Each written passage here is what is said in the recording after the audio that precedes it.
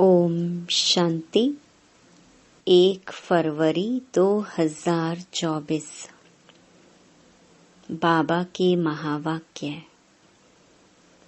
मीठे बच्चे, अब तक जो कुछ पढ़ा है वह सब भूल जाओ।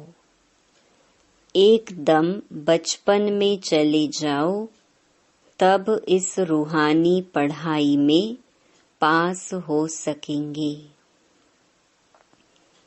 प्रश्न: जिन बच्चों को दिव्य बुद्धि मिली है उनकी निशानी क्या होगी?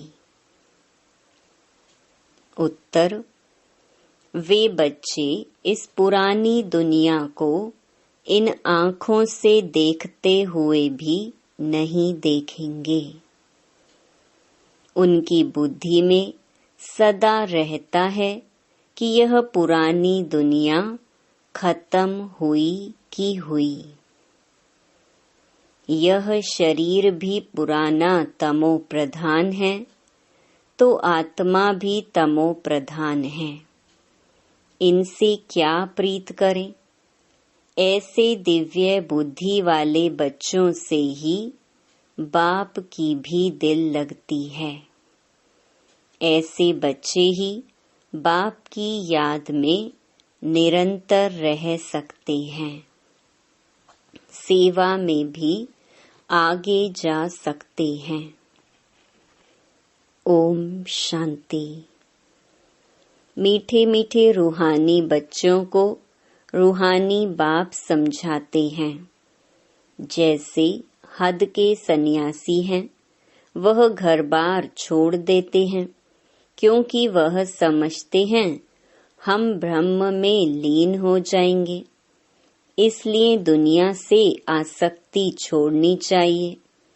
अभ्यास भी ऐसे करते होंगे। जाकर एकांत में रहते हैं, वह हैं हठ योगी तत्व ज्ञानी। समझते हैं ब्रह्म में लीन हो जाएंगे, इसलिए ममत्व मिटाने के लिए घर बार को छोड़ देते हैं। वैराग्य आ जाता है, परंतु फट से ममत्व नहीं मिटता।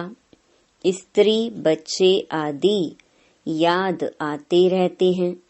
यहाँ तो तुमको ज्ञान की बुद्धि से सब कुछ भुलाना होता है।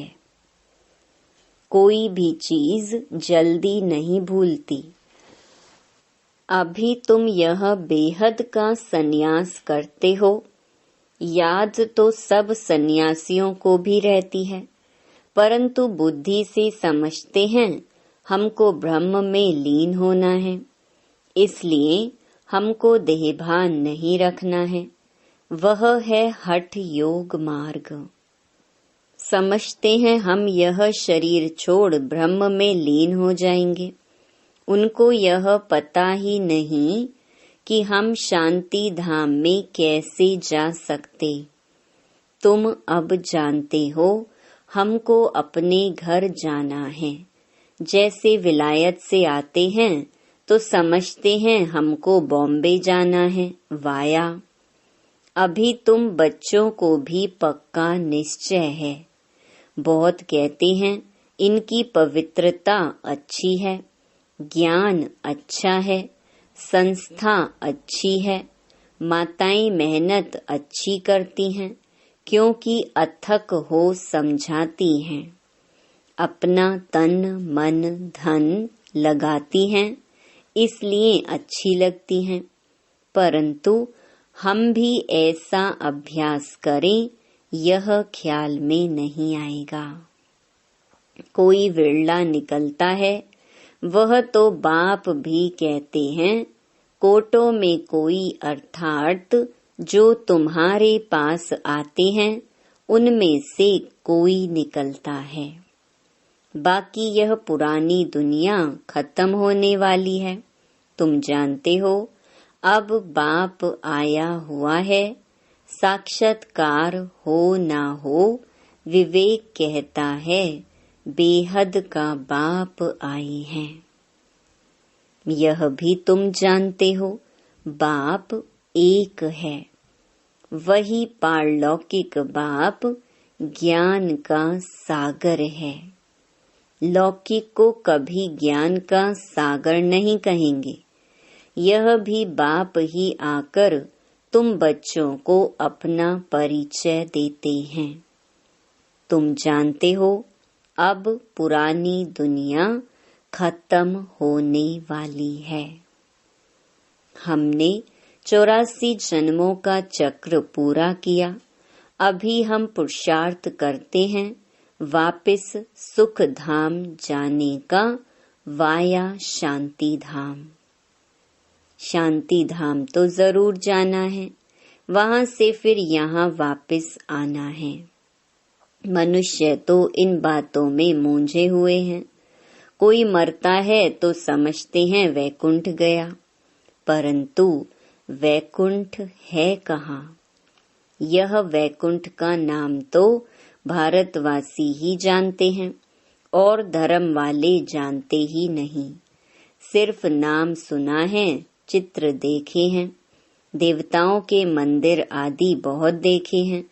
जैसे यह दिलवाड़ा मंदिर है, लाखों करोड़ों रुपया खर्चा करके बनाया है, बनाते ही रहते हैं। देवी देवताओं को वैष्णव कहेंगे, वे विष्णु की वंशावली हैं, वो तो हैं ही पवित्र। सतयुग को कहा जाता है पावन दुनिया, यह है पतित दुनिया। सतयुग के वैभव आदि यहाँ होते नहीं। यहाँ तो अनाज आदि सब तमो प्रधान बन जाते हैं, स्वाद भी तमो प्रधान। बच्चियां ध्यान में जाती हैं, कहती हैं हम शूबी रस पीकर आई, बहुत स्वाद था। यहाँ भी तुम्हारे हाथ का खाते हैं तो कहते हैं बहुत स्वाद है, क्योंकि तुम अच्छी रीति बनाती हो। सब दिल भर कर के खाते हैं, ऐसे नहीं तुम योग में रहकर बनाते हो तब स्वादिष्ट होता है। नहीं, यह भी प्रैक्टिस होती है।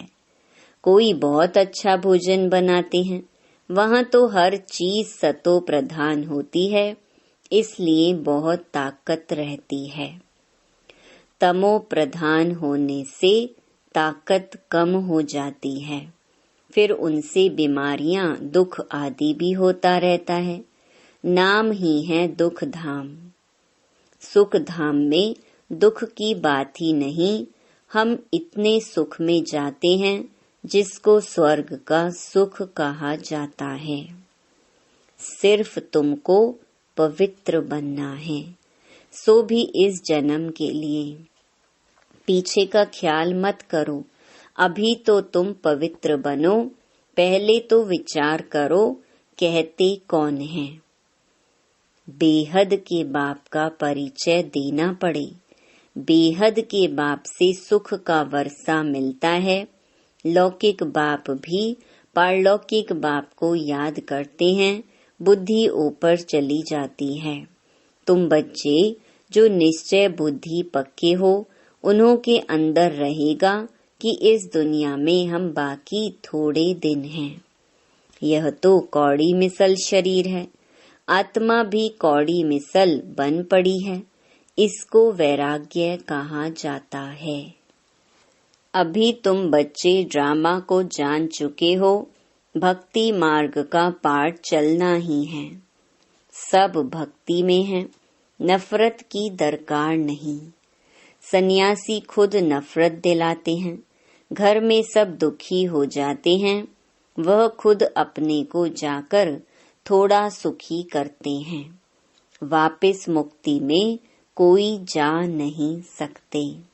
जो भी कोई आए हैं, वापस कोई भी गया नहीं है, सब यहाँ ही हैं। एक भी निर्वाण धाम व ब्रह्म में नहीं गया है। वह समझते हैं फलाना ब्रह्म में लीन हो गया। यह सब भक्ति मार्ग के शास्त्रों में है। बाप कहते हैं इन शास्त्रों आदि में जो कुछ है सब भक्ति मार्ग है। तुम बच्चों को अभी ज्ञान मिल रहा है, इसलिए तुम्हें कुछ भी पढ़ने की दरकार नहीं है। परंतु कोई कोई ऐसे हैं जिनमें फिर नॉवेल्स आदि पढ़ने की आदत है। ज्ञान तो पूरा है नहीं। उन्हें कहा जाता है कुक्कड़ ज्ञानी। रात को नॉवेल पढ़कर नींद करते हैं तो उनकी गति क्या होगी। यहाँ तो बाप कहते हैं जो कुछ पढ़े हो सब भूल जाओ, इस रूहानी पढ़ाई में लग जाओ। यह तो भगवान पढ़ाते हैं जिससे तुम देवता बन जाएंगे 21 जन्मों के लिए। बाकी जो कुछ पढ़े हो वह सब भुलाना पड़े। एकदम बचपन में चले जाओ, अपने को आत्मा समझो।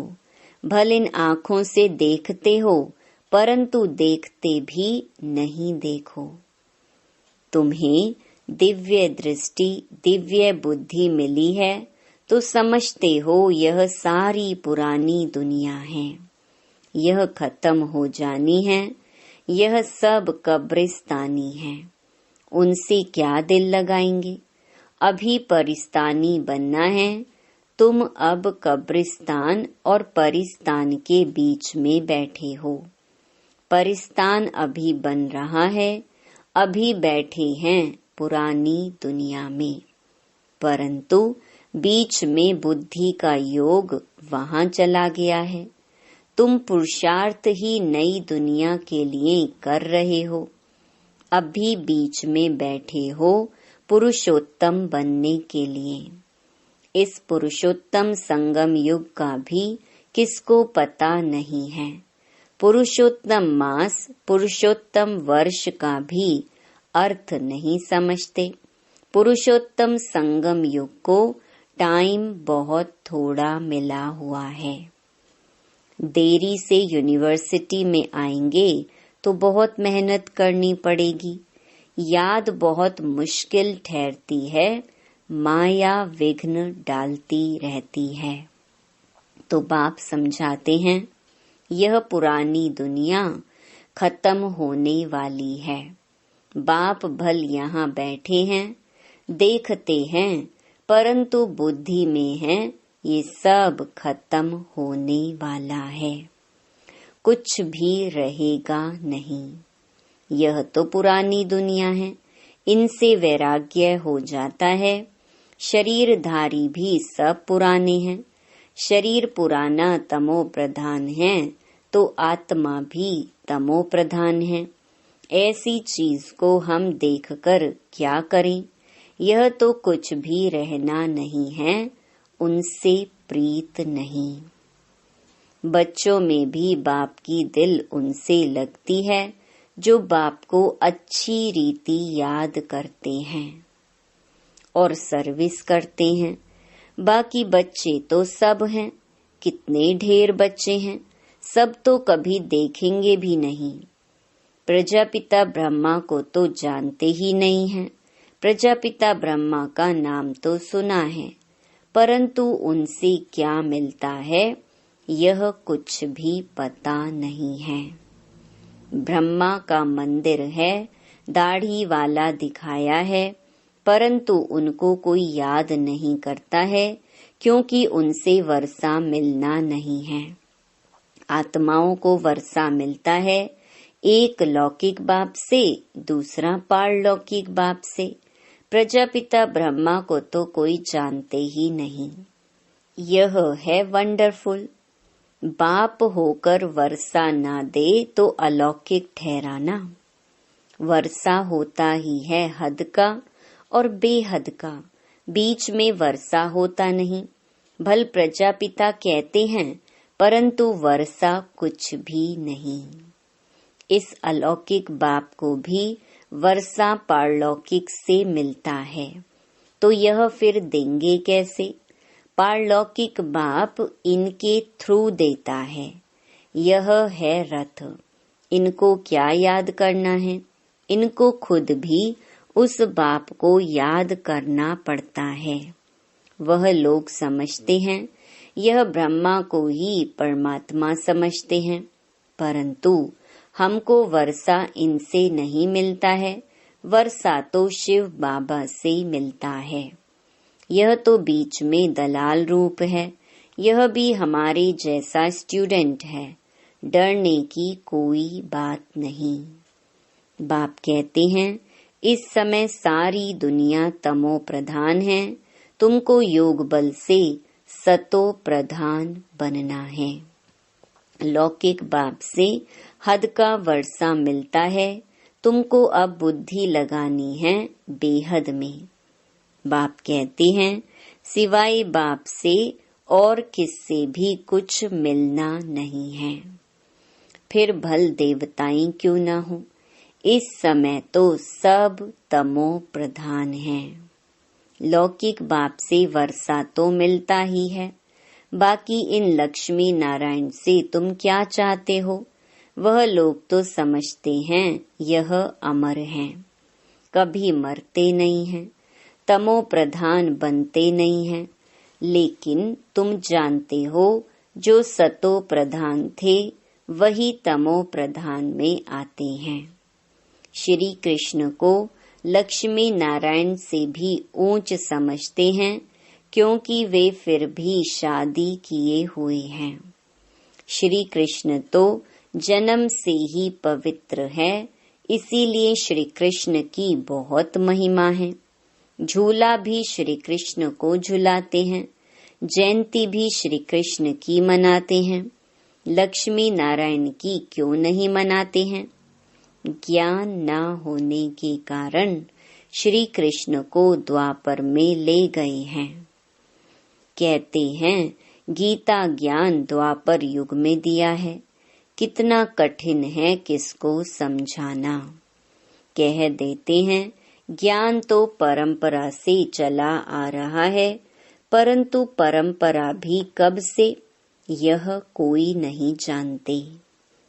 पूजा कब से शुरू हुई ये भी नहीं जानते हैं, इसलिए कह देते रचता और सृष्टि के आदि मध्य अंत को नहीं जानते हैं। कल्प की आयु लाखों वर्ष कहने से परंपरा कह देते हैं, तिथि तारीख कुछ भी नहीं जानते।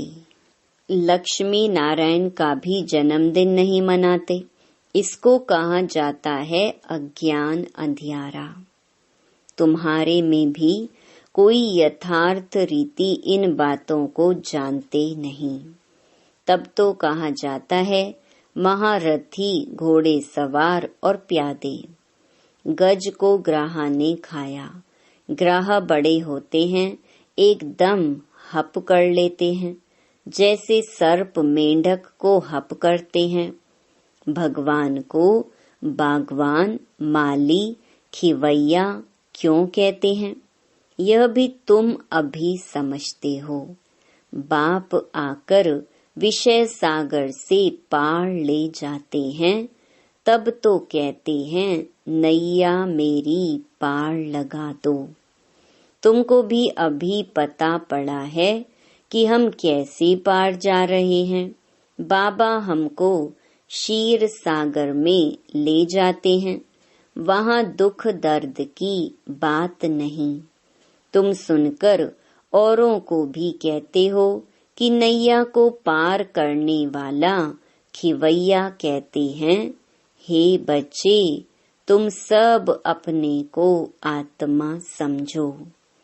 तुम पहले क्षीर सागर में थे, अब विषय सागर में आ पहुँचे हो। पहले तुम देवता थे, स्वर्ग है वंडर ऑफ वर्ल्ड। सारी दुनिया में रूहानी वंडर है स्वर्ग। नाम सुनकर ही खुशी होती है। हेवन में तुम रहते हो, यहाँ 7 वंडर्स दिखाते हैं। ताजमहल को भी वंडर कहते हैं, परंतु उसमें रहने का थोड़े ही है। तुम तो वंडर ऑफ वर्ल्ड का मालिक बनते हो। तुम्हारे रहने के लिए बाप ने कितना वंडरफुल वैकुंठ बनाया है, 21 जन्मों के लिए पद्मा पदम पति बनते हो, तो तुम बच्चों को कितनी खुशी होनी चाहिए। हम उस पार जा रहे हैं। अनेक बार तुम बच्चे स्वर्ग में गए होंगे। यह चक्र तुम लगाते ही रहते हो। पुरुषार्थ ऐसा करना चाहिए जो नई दुनिया में हम पहले पहले आए। पुराने मकान में जाने की दिल थोड़ी होती है। बाबा जोर देते हैं, पुरुषार्थ कर नई दुनिया में जाओ।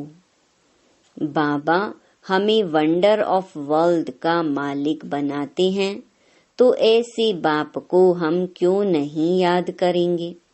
बहुत मेहनत करनी है, इसको देखते भी नहीं देखो।